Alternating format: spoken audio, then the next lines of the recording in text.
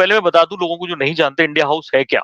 India house दरअसल London में श्याम जी कृष्ण वर्मा बहुत बड़े लॉयर हुआ करते थे, संस्कृत के ज्ञाता थे, उन्हें पंडित की उपाधि मिली थी जबकि ब्राह्मण नहीं थे, संस्कृत इतनी जानते थे। दूसरे वो दीवान रहे कई जगह, लेकिन अंग्रेजों से उनकी बनती नहीं थी, तो फाइनली उन्होंने यहाँ से छोड़ दिया और अंग्रेजों के गढ़ में यानी लंदन में ही एक बड़ा सा घर बनवाया जिसको नाम दिया इंडिया हाउस।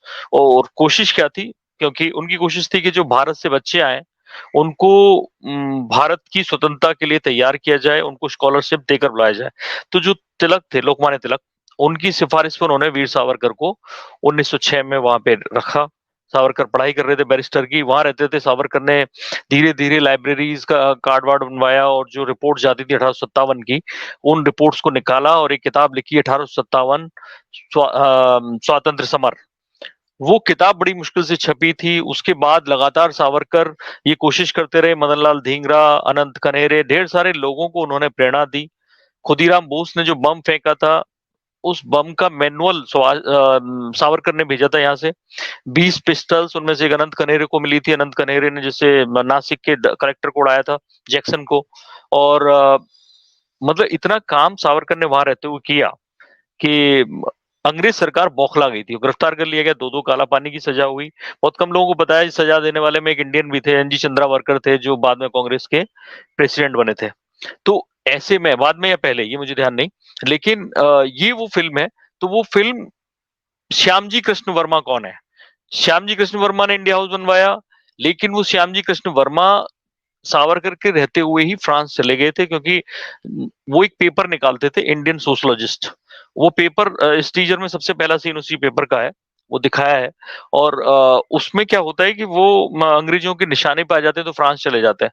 धीरे धीरे वो स्विट्जरलैंड में जाके सेट हो जाते हैं। और स्विट्जरलैंड में इवन जब सावरकर जेल में चले गए, यानी उनको वहां जो इंडिया हाउस तो सील कर दिया गया, मदनलाल धींगरा को फांसी दे दी गई, अनंत कनेरे को फांसी दे दी गई, और सावरकर के साथियों को, सावरकर को पकड़ लिया गया। वहां से उन्होंने कोशिश की फ्रांस में भाग जाने की, लेकिन नहीं हो पाया। फाइनली उन्हें काला पानी में रख दिया गया। लेकिन 1930 में श्यामजी कृष्ण वर्मा की मौत हो जाती है और वो होती है स्विट्जरलैंड में, जिनेवा में। और जिनेवा की एक कोई सिमेट्री थी जहां पे अस्थि बैंक, जहां पे श्यामजी कृष्ण वर्मा को, क्योंकि उनके पास पैसा बहुत था, 100 साल के लिए फीस देते हैं अपनी और अपनी पत्नी की अस्थियों को सुरक्षित रखने के लिए। उन्होंने कहा कि एक व्यक्ति ऐसा आएगा, कोई ना कोई आएगा देशभक्त, जब देश आजाद होगा तो मेरी अस्थियां ले जाके विसर्जित कर देगा भारत में। और आप हैरान हो जाएंगे, देश आजाद हो गया, 17 साल हो गए, कोई नहीं आया।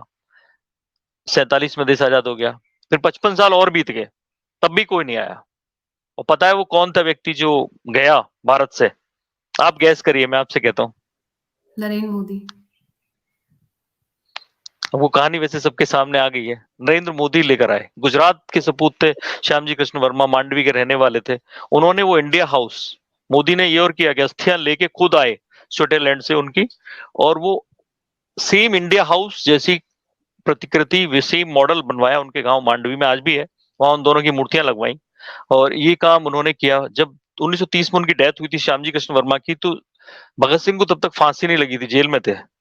भगत सिंह को उन्होंने भगत सिंह ने और उनके साथियों ने शोक सभा रखी थी। तो सोचिए कैसे कनेक्शन है। वो संरक्षक थे श्यामजी कृष्ण वर्मा सावरकर के, उनके लिए शोक सभा रखी भगत सिंह ने और उनकी अस्थियां लेकर आए नरेंद्र मोदी।